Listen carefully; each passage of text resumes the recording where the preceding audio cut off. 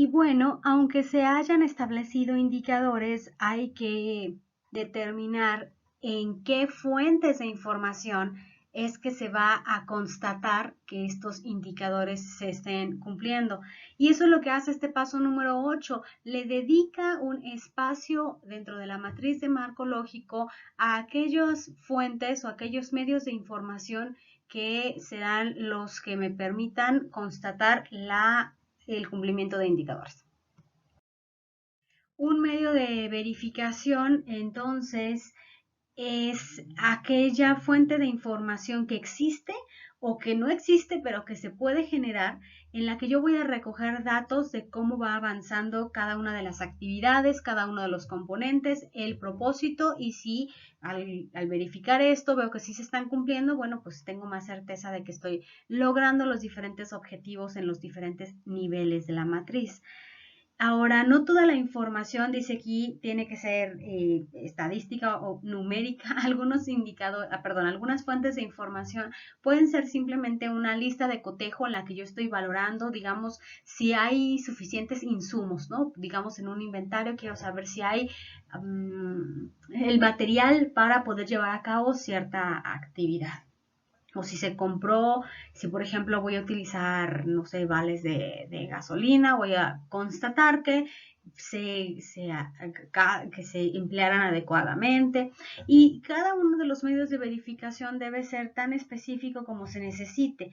Por ejemplo, si una de las actividades fuera visita de los orientadores a bachilleratos, yo podría desglosar esta actividad y el indicador es que podría ser que los orientadores hagan un reporte de las visitas, y el medio de verificación pues obviamente serían estos registros, pero es ideal que estén desglosados dependiendo de cada cuándo se van a revisar estos reportes. Son reportes que se tienen que generar quincenalmente, cada mes, y tienen que reportar las visitas a cualquier tipo de bachillerato, o tienen que desglosarlos si son bachilleratos incorporados, no incorporados, foráneos, locales, cuánto tiempo se les visitó, ¿ven? Entonces, todo ese tipo de información debe quedar claro siempre y cuando sea útil para el cumplimiento del indicador. Tampoco vamos a pedir medios de información extremadamente minuciosos que al final generen información que no sirve para nada. La lógica que tienen que seguir estos indicadores es una lógica horizontal dentro de la matriz, es decir, el medio de verificación es necesario y es suficiente para recabar que los indicadores se estén cumpliendo, y como ya sabemos, si se cumplen los indicadores, realmente puedo determinar que las actividades, los componentes o el propósito se están llevando a cabo. Si esto pasa así, entonces mi matriz está teniendo una lógica ahora horizontal. Ya veíamos en otro paso cómo deberíamos cumplir una lógica vertical en la que las actividades cumplían con los componentes eran suficientes para cumplir el propósito y esto, ¿no? Entonces esta es la lógica ahora horizontal de la matriz. La matriz de medios de verificación es una herramienta que les propongo aquí porque, al igual que en pasos previos, no se trata únicamente de escribir medios de verificación y ya, sin validarlos. Así que esta matriz, si bien ya no es tanto para evaluar el medio de verificación, sí es para precisarlo más. Es decir, yo ya tengo el resumen narrativo de los diferentes niveles dentro de mi proyecto, actividades. Acuérdense que los niveles son actividades, componentes, propósito y fin. Ya tengo yo esta columna llena, que es la columna 1, ahora ya llené la columna 2 con los indicadores para cada nivel, y esta matriz es como si fuera un agregado a la columna número 2, que es lo de medios de verificación, y aquí en este agregado lo que yo estoy poniendo es ese medio de verificación, cuál es la fuente, cuál es el método de recolección, cómo voy a analizar los datos, si con un software, si nada más con tablas, si o sea, ¿qué le voy a hacer a los datos? Pues, y con qué frecuencia los voy a recolectar y quién va a ser el responsable. Entonces, al final es simplemente establecer el medio de verificación, pero no dejarlo tan al aire, sino ser mucho más preciso en cómo se va a constituir este medio de verificación. ¿Es necesario siempre hacer esto? No, no siempre hay que ser tan minucioso, pero nunca está de más dejar algunas cosas bien claras, porque sucede que no siempre quien acaba ejecutando el proyecto es quien lo diseñó. Como ustedes saben, las organizaciones suelen tener cambios, así que la persona que puede ejecutar el proyecto probablemente no estuvo en el diseño, y si no se le deja bien claro qué se esperaba lograr y cómo, pues a lo mejor esa persona simplemente decide utilizar una fuente de información distinta del indicador o recolectar con menos frecuencia de la debida. Así que por eso es que hay que hacer este ejercicio de precisión de los medios de verificación. Y en la matriz de marco lógico, que es una matriz mucho más simplificada, lo que se está construyendo aquí en este paso número 8 es, ya se tiene la columna de objetivos, ya la hicimos en un paso anterior, ya se tiene la columna de indicadores, ahora hay que llenar la columna de medios de verificación, que podían quedar como una redacción simple y tener un anexo, por ejemplo, y en ese anexo están las precisiones del medio de verificación. Esto se hace para que la matriz no se vuelva un cuadro gigantesco. Finalmente, en el último paso que vamos a revisar, que no es necesariamente, otras formas de conocer la metodología pueden implicar diferentes números de pasos, ¿ven? Algunas de las cosas que yo puse aquí como parte de un solo paso, hay quienes, otros autores, otras personas que te muestren la metodología, lo pueden desglosar en otros pasos más. Entonces, yo nada más estoy hablando de 9. Y este último paso lo que establece es el llenado de la última columna de la matriz. Esa columna, que se llama supuestos, representa aquellos factores que están fuera de los planificadores y de los implementadores del proyecto, pero que tendrían algún peso dentro del éxito del mismo. Estas son condiciones que en serio tienen un valor para que el proyecto se pueda cumplir o no, y hay que pensarlas, porque si no, uno está tomando como referencia que uno hace su mayor esfuerzo, sí, pero no siempre todo depende de uno, así que si no los consideras, podrías no estarte preparando, ¿verdad?, para las situaciones adversas que se pueden presentar. Lo primero que hay que hacer para elegir en los supuestos es identificar a diferentes factores que podrían poner en riesgo la viabilidad. Y estos son, digamos, cambios en la forma de generar los presupuestos, intereses políticos que pudieran alterar la viabilidad, sociales, ambientales, epidemiológicos. Y un supuesto debería ser un verdadero riesgo para que el proyecto se lleve a cabo, o la actividad, ¿ven? No nada más es el proyecto en su conjunto. Aquí hay que establecer supuestos para cada uno de los niveles.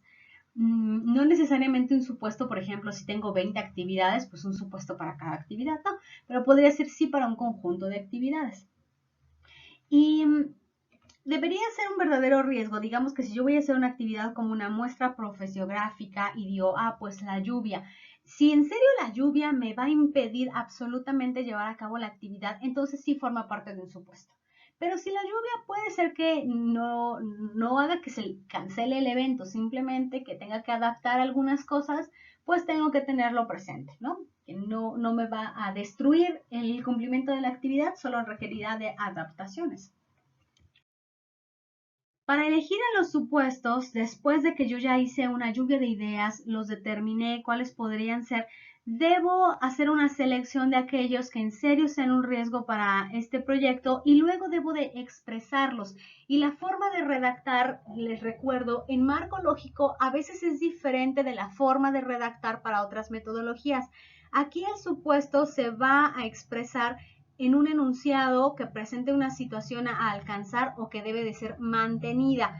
Por ejemplo, aquí no voy a redactar que los bancos acepten dedicar un mínimo del 10% de sus carteras de préstamos a financiar ciertos proyectos. No, aquí es como si la situación se debería mantener o se alcanza. Es decir, los bancos aceptan dedicar un mínimo del 10%. Los precios agrícolas se mantienen.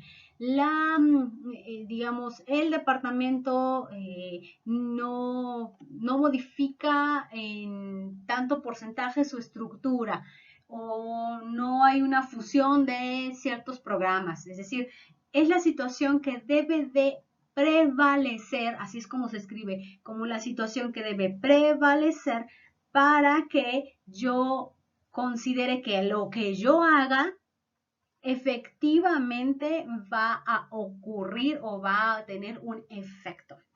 Y este es otro momento para verificar la lógica vertical de los supuestos. O sea, los supuestos se verifican verticalmente. Los medios de verificación tienen una lógica horizontal. Eso veíamos en el paso pasado, paso previo. En este tenemos que ver la lógica vertical, es decir, piensen de los niveles del inferior al superior, por favor. Acuérdense que en el nivel inferior de la matriz yo tengo a las actividades, así que lo que digo aquí es que si llevo yo a cabo las actividades, como las planifiqué, y el supuesto en ese nivel se constatan, se ratifican, entonces mi pregunta es, ¿voy a poder obtener los componentes? Si sí, bueno, pues entonces estoy a favor de que he elegido adecuados supuestos. Luego, en el siguiente nivel, si el componente o los diferentes componentes y los supuestos de este nivel ocurren, se conforman, entonces voy a lograr el propósito de la intervención. Si sí, pues constato que hay una lógica vertical. Y finalmente, si se logra el propósito y además los supuestos se confirman, así podría decir que estoy constituyendo o estoy contribuyendo de manera significativa para alcanzar el fin. Y aquí es otra vez una pregunta, sí o no. Así que ahora quiero ponerles el ejemplo. Bueno, no es más bien el ejemplo, es la última diapositiva de cómo queda estructurado la matriz del marco lógico. Digamos que en el nivel de actividades, el supuesto son aquellos acontecimientos o condiciones que son necesarias para que yo pueda cumplir el componente, ¿ven? No es para que cumpla la actividad, es yo cumplo la actividad y si ocurren estos supuestos, ¿el componente lo voy a poder cumplir? Esa es la pregunta. Luego, en el nivel de los componentes, yo lo que señalo es, si yo logro que el componente se logre y este otro grupo de acontecimientos, que es lo que se pone en los supuestos, ocurren, ¿eso ayudará a lograr el propósito? Y finalmente, si el propósito se logró y ocurren ciertas condiciones de manera favorable, eso me va a, es una pregunta, ¿eso me va a permitir contribuir al logro del fin? Y por último, si el fin, hubo una contribución para el logro del fin y ciertos supuestos se generan o se dan, entonces, ¿hay condiciones necesarias para hacer de este proyecto algo sostenible? Finalmente es así como se constituyen los supuestos y así terminamos con estas explicaciones que fueron muy rápidas, porque pues ya hemos tenido cursos previos de la matriz de marco lógico y de la metodología de marco lógico, y este curso solo tenía la intención de hacer un recordatorio para todos ustedes de cómo es que se desarrollan estos productos. Y aquí les dejo una referencia, me gustó esta referencia porque como yo lo fui haciendo, pero de una forma más amplia, ellos van explicando paso por paso los diferentes momentos de la metodología. Y con esto me despido.